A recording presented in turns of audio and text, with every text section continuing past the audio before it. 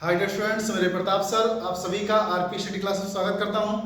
आइए स्टूडेंट्स, आज हम लोग क्लास टेंथ में फिजिक्स में एक इम्पॉर्टेंट टॉपिक पढ़ेंगे, प्रतिरोधों का श्रेणी क्रम समांतर क्रम पर आधारित न्यूमेरिकल, जो कि बोर्ड एग्जाम के लिए बेहद महत्वपूर्ण है।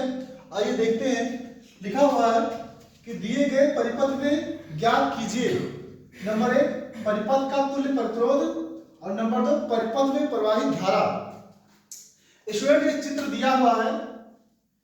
इस चित्र में ये परिपथ जो बना हुआ है, इस परिपथ में टोटल प्रतिरोध तुल्य प्रतिरोध कितने लगे हुए हैं ये हमको ज्ञात करना है। और दूसरी चीज कि परिपथ में इस बैटरी से, इस जो यहाँ पर बैटरी लगी हुई है, यहाँ से कितनी धारा निकल रही है ये हमको बताना है, जो कि बोर्ड एग्जाम हाई स्कूल के लिए बहुत महत्वपूर्ण है। आप लोग इसको अच्छे से देखिए। देखिए सबसे पहले इसमें देखिए क्या करेंगे, हम लोग निकालेंगे क्या, परिपथ का तुल्य प्रतिरोध।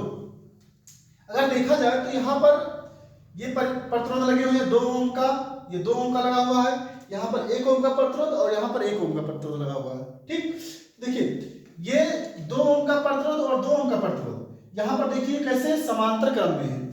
समांतर क्रम और श्रेणी क्रम कैसे होता है इसको मैं बता दूं थोड़ा सा आप लोग को, कि जब कोई 2 प्रतिरोध एक ही तार में जुड़े हों, जैसे देखिए 2 प्रतिरोध एक ही, 2 या 2 से अधिक प्रतिरोध जब एक ही तार में जुड़े हों तो वो श्रेणी क्रम होता है। जैसे मान लीजिए कि ये प्रतिरोध जुड़ा हुआ है, इसके बगल में इसी तार में दूसरा प्रतिरोध, तीसरा प्रतिरोध, ये जो प्रतिरोध लगे हुए ये श्रेणी क्रम है, क्योंकि ये एक ही तार में एक के बाद एक में लगे हुए हैं। ये कैसे क्रम में, श्रेणी क्रम में।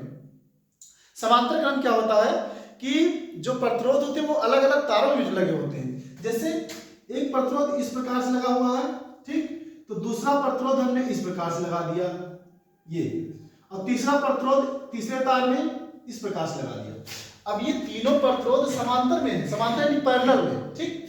और ये कैसे हैं, श्रेणी में, क्योंकि ये एक प्रतिरोध लगा हुआ उसके बाद दूसरा प्रतिरोध, एक ही तार में जब सारे प्रतिरोध लगे हों तो वो होता है श्रेणी क्रम। और जब अलग अलग तारों में प्रतिरोध लगे होते हैं, जैसे देखिए यहाँ पर ये अलग तार में लगा हुआ है प्रतिरोध, ये दूसरे तार में प्रतिरोध लगा हुआ, ये तीसरे तार में प्रतिरोध लगा हुआ, ये तीनों समांतर क्रम में है। और ये कैसे, श्रेणी क्रम। सबसे जरूरी चीज यहाँ पर यही है कि समांतर क्रम और श्रेणी क्रम में प्रतिरोध को पहचानना, ठीक।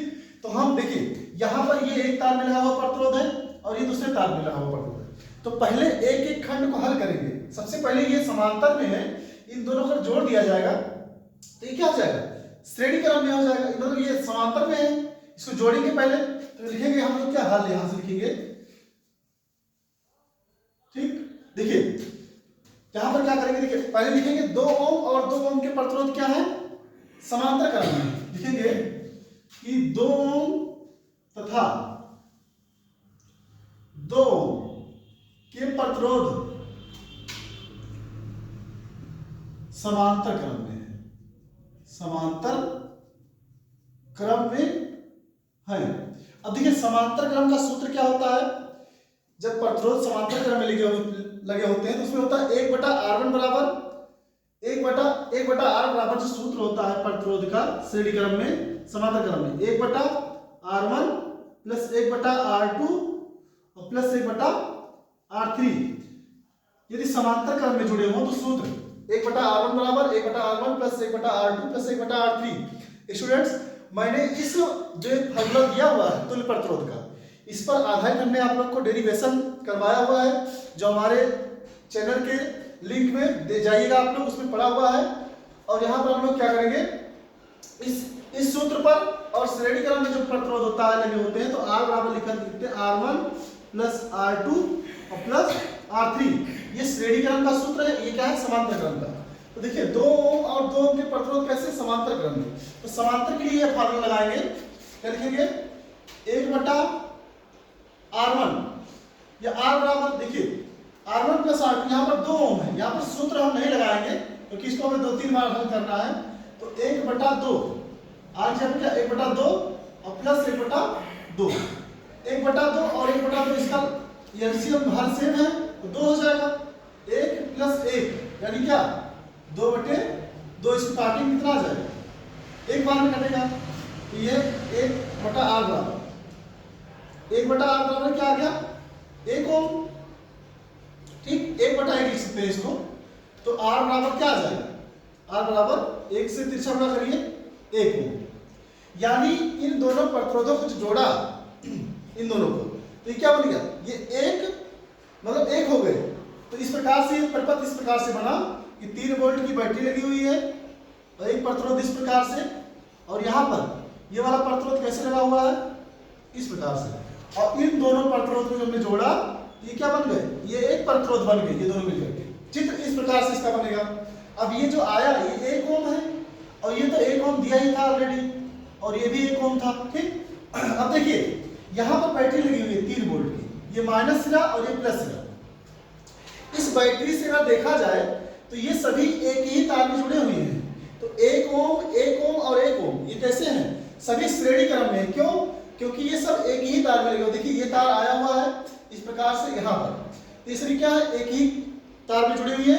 तो 1 ओम और 1 ओम किसमें है, श्रेणी क्रम में है। तो लिखेंगे यहाँ पर कि 1 ओम 1 ओम तथा 1 ओम श्रेणी क्रम में है।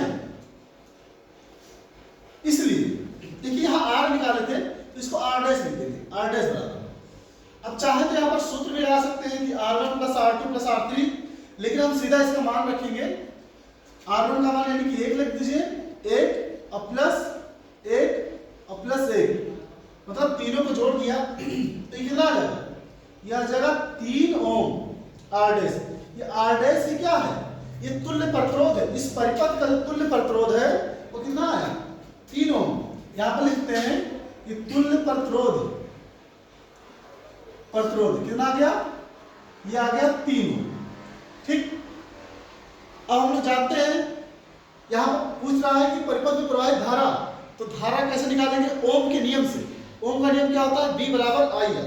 तो यहाँ लिखेंगे कि धारा निकालने के लिए ओम के नियम से, ओम के नियम से, ओम का नियम होता है V बराबर I R। I यहाँ पे I निकालना है और R का मान R डैश लिख देंगे। क्यों, क्योंकि यही तुल्य प्रतिरोध है। अब V का मान दिया हुआ है कितना, 3 वोल्ट। तो यहाँ जब I निकालेंगे तो क्या हो जाएगा, V बटा R डैश हो जाएगा, ठीक। अब देखिए यहाँ पर V का मान कितना आ जाएगा, V का मान दिया हुआ 3, ये 3 रखेंगे और बटे R डैश का मान कितना आया, 3 ओम, तो 3 लिखेंगे। तो यह 3 से 3 कट जाएगा, कितना आएगा, 1, ठीक। तो यह I का मान कितना आ गया, 1 एम्पियर। क्यों, क्योंकि धारा का जो मात्रक होता है वो होता है एम्पियर। तो इस परिपथ में तुल्य प्रतिरोध निकालना था। तुल्य प्रतिरोध का मान जो 3 ओम आया और इसमें प्रवाहित धारा, इस परिपथ से प्रवाहित धारा कितनी आई, 1 एम्पियर। ओके स्टूडेंट्स, ये सवाल आपके बोर्ड एग्जाम के लिए बहुत ही महत्वपूर्ण है और आप लोग इसको अच्छे से पढ़िए। और आप जो भी कमेंट हो, मतलब जो भी आपको प्रॉब्लम हो वो कमेंट बॉक्स में बताइए कि यहाँ पर आपको समझ में नहीं आया, उसको मैं दोबारा आप लोग को बताऊंगा। और जो भी आपको वीडियोस चाहिए जिस भी टॉपिक पर, आप लोग उसको कमेंट बॉक्स में बताएं ताकि उस पर हम दोबारा वीडियो बना सकें किसी भी टॉपिक पर। आप लोग को ये वीडियो कैसा लगा, लाइक करें, शेयर करें, कमेंट करें। धन्यवाद।